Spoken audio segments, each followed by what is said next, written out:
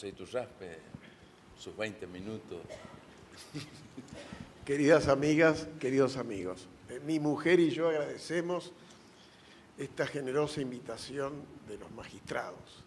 Mucho más porque nunca lo he sido, salvo algunos felices años en la Corte como conjuez, pero me siento integrante de la familia del Poder Judicial.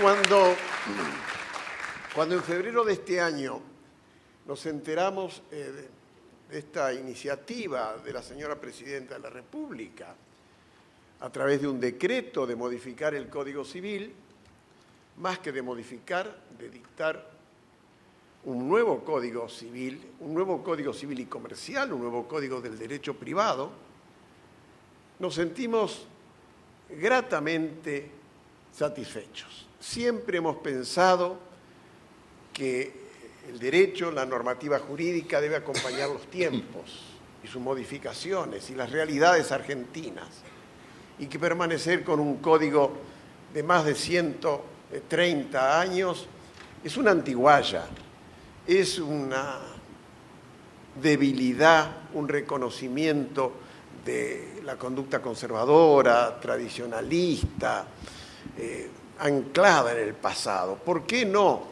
¿Por qué no podernos estudiar seriamente el derecho que la Argentina necesita para los próximos 20, 30 o 40 años? Ya no se habla más de los códigos de la eternidad como pensaba Napoleón. Los peruanos dictaron un código el 37 y el 84 lo reformaron. Y la comisión reformadora al día siguiente de aprobado el código dijo: señores peruanos, estamos trabajando en la reforma de esta obra que acaba de ser aprobada. Esta es la idea moderna. Ni los codificadores piensan en el bronce, ni el código amerita la eternidad. Muy por el contrario. Las leyes tienen la vigencia que su aceptación o su rechazo lleva aparejada. Si la ley sirve, se mantiene; si la ley no sirve, se cambia, sea cualquiera quien la haya dictado. Esto no significa una falta de respeto al codificador don Dalmacio, a quien le rendimos permanentemente homenaje. No somos iconoclastas, no desconocemos la obra del codificador, no desconocemos la doctrina dictada a través de tantos años, no creemos que la doctrina se vaya a la basura, que no sirva más. Al contrario, la doctrina que hemos elaborado servirá para apoyarse en ella o para apartarse de ella y comentar las nuevas normas del Código Civil. Yo he chequeado el pensamiento de mis amigos juristas, sobre todo los mayores, y he encontrado muchas diferencias. He encontrado juristas prestigiosos que se oponen a la reforma, algunos porque piensan que don Dalmacio está vigente y que el código no merece ser dejado de lado, y porque piensan que es destruir la doctrina, como señalaba, o porque piensan que los tiempos van a llevar a un avance excesivo de ciertas teorías, de ciertas tesis en orden al derecho privado patrimonial y al derecho privado familiar. Pero no me cabe en duda que la mayoría de los juristas argentinos, no digo la inmensa mayoría, pero la mayoría, acompañamos esta labor que van a cumplir, que están cumpliendo no solo los dignísimos juristas designados en la comisión, que merecen toda nuestra confianza, sino también los que han sido convocados, hemos sido convocados para elaborar algún tema concreto. A mí me gustaría que tanto los señores magistrados como los miembros en general del Poder Judicial recabaran estas publicaciones de las partes generales que van avanzando día a día para hacer una lectura y formular críticas. Hay una convocatoria universal a todos los argentinos, a los hombres de derecho, para que opinen. Nadie quiere que esto se haga entre gallos y medias noches. Al contrario, la doctora Carlucci ha dicho que la publicidad debe acompañar toda esta etapa de sanción de un nuevo código. La pregunta, lo ha insinuado muy bien mi amigo Guaya, es, ¿son los tiempos correspondientes, son los buenos tiempos para reformar el código? Son tiempos de cambios en la legislación que hace a la vida de los argentinos, hace a la vida de cada uno de nosotros, a la vida diaria. Este es un debate interminable. Yo, para aportar una idea, digo, el código italiano del 42, que es tal vez el más grande monumento jurídico, el código más importante de siglos, se hizo durante la vigencia del Estado fascista, del gobierno de Benito Mussolini. La reforma del 68, al que adherimos calurosamente muchos de nosotros, se hizo durante la dictadura de Onganía. Los argentinos estábamos sumamente divididos, los italianos también, pero hubo juristas con la visión profunda, con la capacidad suficiente como para superar esas antinomias y elaborar una legislación progresista que se anticipaba a los tiempos y que traía la felicidad de los pueblos. No se puede negar que el 68 mejoró enormemente la legislación del derecho privado argentino, sobre todo el Código Civil. Que hay cosas que no nos gustan y cosas que sí nos gustan, pero eso pasa en todos los aspectos de la vida. A mí no me ha agradado que se diga que se tomará en cuenta la reforma del 98. Yo la critiqué duramente en su momento en aspectos concretos del derecho privado patrimonial, de los daños, de los contratos.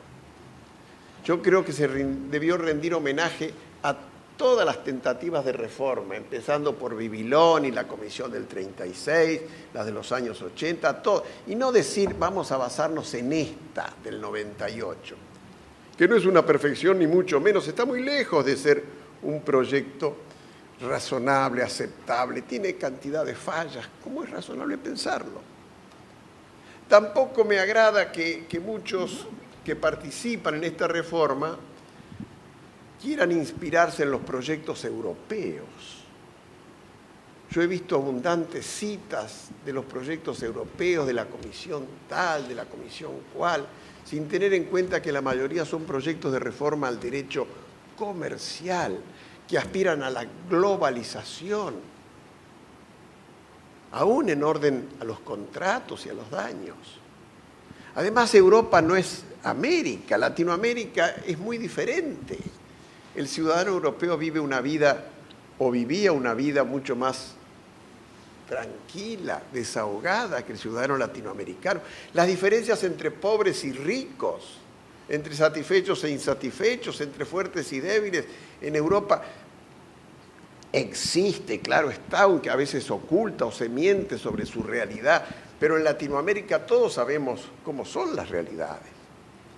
A mí me hubiera gustado mucho más que se dijera: tendremos en cuenta básicamente todos los proyectos que se han hecho en la Argentina, muy meritorios, y tenemos en cuenta las necesidades de los pueblos de Latinoamérica, al que pertenece la Argentina. Esto de mirar a Europa, esto de mirar a Buenos Aires es muy porteño, yo suelo decirlo, no sin ofender a la gente de Buenos Aires. Cuando uno vive en un puerto, sobre todo un puerto de ultramar, vive mirando hacia el otro lado del mar y se olvida.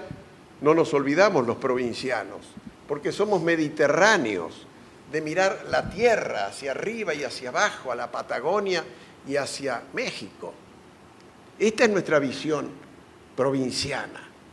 A mí me parece que pensar que estos proyectos europeos pueden traer una solución para la Argentina es un grave error, es un grave error. Están inmersos en una visión del mercado, pero esto lo confiesan grandes juristas europeos, lo ha confesado últimamente el profesor Galgano de la Universidad de Bolonia, uno de los más grandes privatistas europeos. A mí me interesa, dice Galgano, expandir el derecho del mercado. Son hombres que piensan en el laissez-faire y el laissez-passer, que el Estado no debe intervenir, que la solución la dan los privados, obrando con discernimiento y libertad, porque somos todos iguales, aunque esta es una gran mentira. Entonces, pensar que aquí estamos en el primer mundo y que las legislaciones que se proyectan en países de Europa, en bolsas de comercio o en centros industriales, puede servir a la Argentina. Yo recuerdo, lo recordaba anoche en una charla aquí en la Universidad Católica, cuando a mí me dicen vamos a hacer un congreso y vamos a invitar a un jurista francés o italiano, yo les digo, ¿por qué no traemos un chileno, un uruguayo, un brasilero, un guatemalteco, un peruano, un latinoamericano que habla nuestro mismo idioma? Los europeos no suelen hablar nuestro idioma, aunque tengan en muchas cuestiones ideas muy progresistas, pero Europa es otro país. Yo creo que hay que colaborar y hay que ayudar a la reforma, lo cual no nos inhibe ni nos inhibirá para hacer las críticas que pensemos pertinentes. Haber participado en comisiones no nos hace cerrar la boca ni esconder la pluma. Cuando estén publicados los despachos definitivos diremos esto está bien o esto está mal, porque eso es honestidad intelectual y no podemos ocultarla. Acá no es cuestión de amiguismo, no es cuestión de formar grupos para trabajar en una finalidad común. Se trata de pretender entre todos una mejor legislación. En orden a los daños, yo comparto lo que aquí se ha dicho muy bien por Stiglitz, pero tengo el temor de que se quiera volver a la culpa como llave del sistema, como norma fundamental de la imputación, cuando todos sabemos que la culpa está en absoluta decadencia, al punto que hay autores de primera línea en Francia que hablan de la culpabilidad sin culpa, de la culpa sin culpa, lo cual es una contradicción. Y se habla de la imputación del daño voluntario, se habla de la imputación a través de conductas peligrosas o riesgosas, objetivas. Volver a la culpa es frenar muchas causas de responsabilidad porque el dañado no puede demostrar lo que está retenido en la mente del dañador, que es la negligencia, la imprudencia, la impericia, la intencionalidad. El juez dice, no, si no me prueban la culpa yo no condeno. Pero señor, le hemos probado la autoría es voluntaria. No se ha defendido diciendo que el daño lo causó la víctima o un tercero. ¿Qué más quiere usted? El que transita por caminos de riesgo que conducen a un perjuicio debe responder con o sin culpabilidad. Esa visión subjetiva está superada. Lo discutimos en su tiempo, molestando al bueno de Jorge Joaquín Llambías, pero diciendo lo que para nosotros era una verdad. Y la idea de una responsabilidad sin culpa no es marxista, ni es leninista, es una idea progresista del mundo moderno. Está en el derecho del medio ambiente, está en el derecho de los consumidores, está de algún modo en la Constitución Nacional y debe estar en el nuevo Código. Y la culpa debe quedar para situaciones limitadas, situaciones que se llaman, ¿cómo se llaman? Límites así, muy concreta, muy específica, pero la regla debe ser la imputación a partir del daño voluntario. También creemos que debe terminarse con la antijuridicidad como presupuesto, porque dicen muy bien los que sostienen que lo importante no es la conducta injusta, antijurídica, lo importante es el daño injusto, el resultado de esa conducta. Lo que vamos a condenar con una sanción reparatoria es el resultado de la conducta. Aunque la conducta sea lícita, si el resultado es dañoso, injusto, hay que reparar. Entonces, estos son los cambios sustanciales. ¿Cómo vamos a seguir hablando de daño moral? El daño moral, créanmelo, es una antiguaya. Solo por inercia hay juristas que siguen hablando del daño. No es daño moral, es daño jurídico. Es un pretium doloris y el dolor no se puede nunca estimar en dinero. ¿Por qué no hablar de los nuevos daños?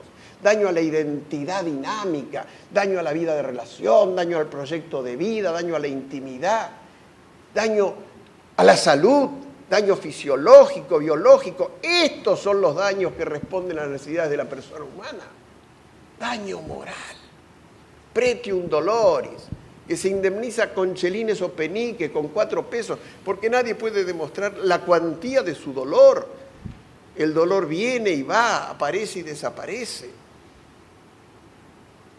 Tampoco podemos insistir en una categoría cerrada, en un catálogo limitado de daños, como ha pretendido la escuela cordobesa. Yo no hablo mal de la escuela cordobesa, soy el gran admirador de Orgaz, y la profesora Matilde Zavala de González, que creo que es una líder jurídica, y de sus continuadores. Pero no podemos decir, no hay otros daños que el patrimonial y el moral, porque así lo dijo Vélez. Eso no es cierto. Vélez en un texto dice, tienen que resarcirse todos los males que sufra la persona humana. El 1068 creo que es los males, cualesquiera sea, patrimoniales o extrapatrimoniales. Hay que hablar del daño extrapatrimonial y no del moral. Hay que hablar del daño a la persona. Este es el tema de los nuevos tiempos, el daño a la persona. Y por supuesto, esquivar, dejar de lado toda cuantificación, todo tope, todo baremo, ya sea en el daño atómico, ya sea en el daño ambiental. El proyecto del 98 que estábamos ponderando habla del tope en el daño ambiental, pero qué sinsentido. La contaminación por las petroleras en la Patagonia con un tope, porque las petroleras no pueden pagar más de... No puede haber tope ni baremo. Esto queda a la prudencia de los señores jueces. Los topes o baremos han existido en tiempos positivistas donde se descreía de la prudencia de los jueces y se pensaba que los jueces eran capaces de fijar indemnizaciones locas.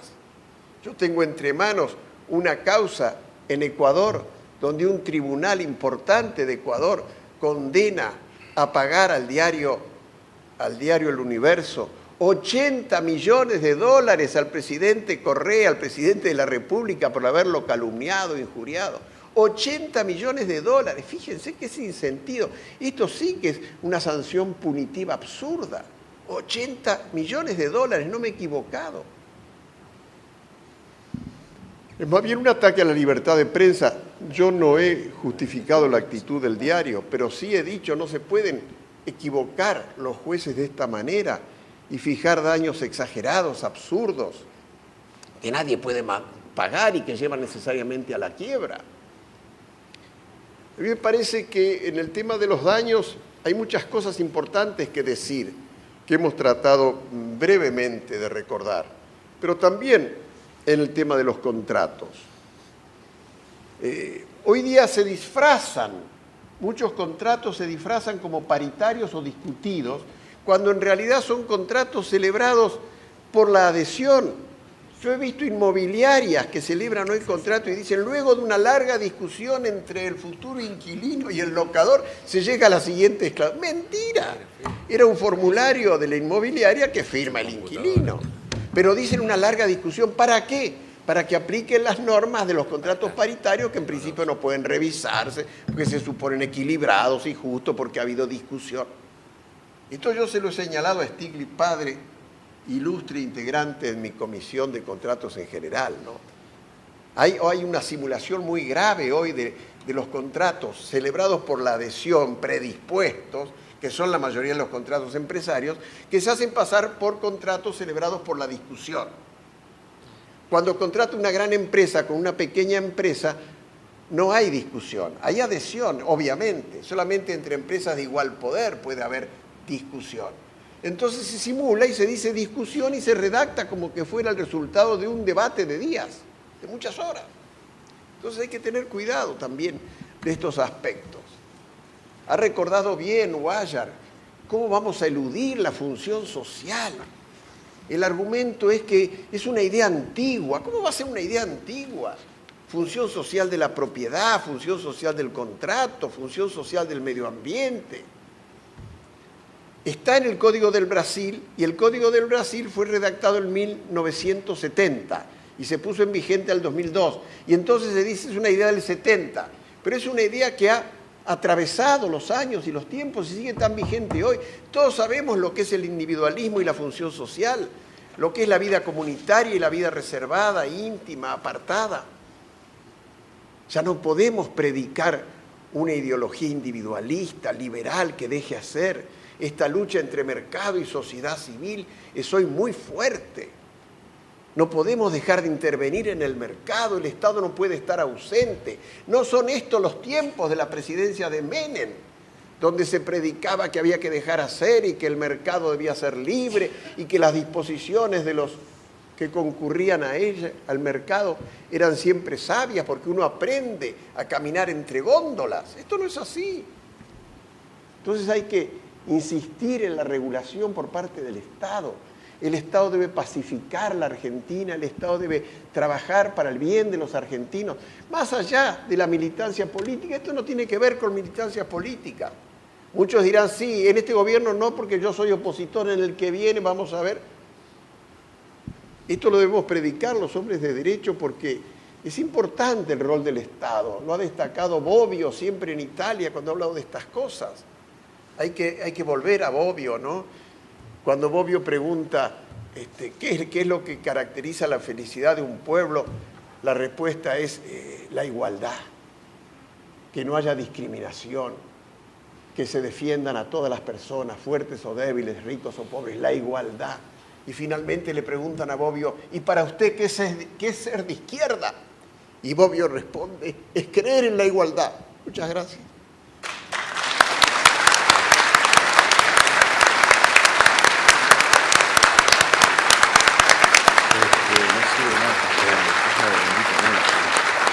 Exacto, sí.